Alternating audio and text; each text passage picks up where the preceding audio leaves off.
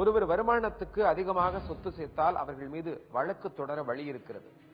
பொதுவாக அரசியல்வாதிகள் தான் இந்த பிரச்சனையில அதிகம் பாதிக்கப்படுகிறார்கள். அதிகமாக சொத்து சேர்த்தால் என்ன தண்டனை கிடைக்கும் தெரியுமா? ஒரு பொது ஊழியர் அப்படிங்கிறவங்க இரண்டு வகைப்படும். ஒன்னு, அவங்க தன்னுடைய கல்வி தகுதி அடிப்படையில பணியில சேர்றது. அடுத்ததாக தேர்வு எழுதி அதன் மூலமாக பணியில சேர்றது. இது பணி செய்வதற்கு மாதாந்திர ஊதியமாக அரசாங்கம் கொடுக்கும் சம்பளத்தை பெறணும்.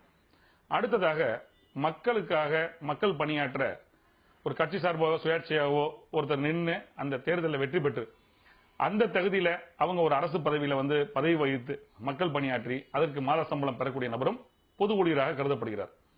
பொது ஊழியருடைய பணி என்ன அப்படின்னா, அவங்க பொதுமக்களுக்கு வேலை செய்யும் ஒரு சூழல்ல இந்திய அரசியலமைப்பு சட்டம் வகுத்து கொடுத்த அடிப்படையில் அதிகாரத்தின் அடிப்படையில் அவங்க பணிபுரிகிறாங்க.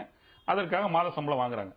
நேர்மையாக நடந்து கொள்ள வேண்டும், அதிகாரத்தை துஷ்பிரயோகம் செய்யக்கூடாது, எந்த வகையிலும் முறையான முறையில் அவரோ அவர் சார்ந்த நபரோ சொத்து சேர்க்கக்கூடாதுங்கிறதான அடிப்படை விதி.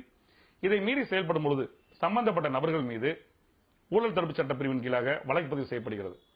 அதுல முகாந்திரம் இருந்தால் அந்த புகார் விசாரணைக்கு ஏற்றுக்கொள்ளப்பட்டு அந்த விசாரணையில சாட்சியுடைய வாக்குமூலம் பதிவு செய்யப்பட்டு என்னென்ன ஆவணங்கள்லாம் கிடைக்குது, எங்க சொத்து சேர்த்திருக்காங்க, அவங்க என்ன மாதிரியான விஷயங்கள் முறைகேடா செயல்பட்டிருக்காங்கிறத ஆதாரத்தோட அவங்க இறுதி அறிக்கையாக நீதிமன்றத்தை தாக்கல் செய்யணும். அந்த இறுதி அறிக்கையின் அடிப்படையில் அதன் பின்னர் சமன் அனுப்பப்பட்டு விசாரணை நடக்கிறது. அந்த விசாரணையுடைய முடிவுல சாட்சியங்களுடைய அவங்க எவிடன்ஸ் அவங்க என்ன கொடுக்குறாங்க, என்னென்ன ஆவணங்கள் தாக்கல் செய்யப்பட்டிருக்கிறது, என்ன மாதிரியான சொத்துக்கள் அவங்க சேர்த்திருக்கிறாங்கன்றது அவங்க பேர்லயோ அவங்களுடைய ஏஜென்ட் மூலமாகவோ அது எப்படியாவோ கூட்டு சதியிட்டு அது அவங்க சேர்த்திருந்தாங்க நிரூபிக்கப்பட்டால் 6 மாத காலத்திலிருந்து 7 ஆண்டு காலம் வரை சிறை தண்டனை விதிக்கப்படுகிறது. Representation of the people act சட்டப்பிரிவு 8 உட்பிரிவு 4 ஒரு விலக்கு இருந்து வந்தது. அதாவது தண்டிக்கப்பட்டாலும் சரி அந்த நேரத்தில் அவங்க பதவியில் இருக்கிறாங்க அப்படின்னா அவங்கள நீக்கம் செய்ய முடியாதுங்கிற ஒரு விஷயம் இருந்து வந்தது. அதனை பொறுத்தவரை நீதிமன்றம் உச்சநீதிமன்றம் அந்த உட்பிரிவை சமீபத்தில் தள்ளுபடி செய்து விட்டது, நீக்கம் செய்து விட்டது, திருத்தம் செய்து விட்டது. இது இரு தரப்பினராலும் ஏற்றுக்கொள்ளப்பட்டது. ஒரு தரப்பினரால் ஏற்றுக்கொள்ளப்படாத சூழல் இருந்து வந்த சூழல்ல மத்திய அரசு தற்போது புதிய ஒரு சட்ட வடிவாக அந்த மாற்றம் அந்த உச்சநீதிமன்றம் தள்ளுபடி செய்த அந்த விஷயத்தை பொறுத்து சீர் செய்து மாறுதலோடு அதை சட்டமாக்க முனைப்போடு செயல்பட்டு வருகிறது. அது ஒரு விவாதத்துக்குரிய பொருளாக இருந்து வருகிறது.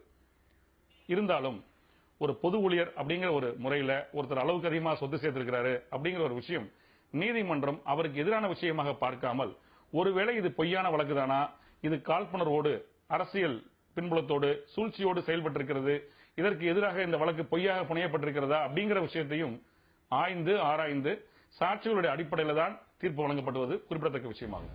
மீண்டும் வேறொரு வழக்கோடு உங்களை சந்திக்கிறேன். நன்றி, வணக்கம்.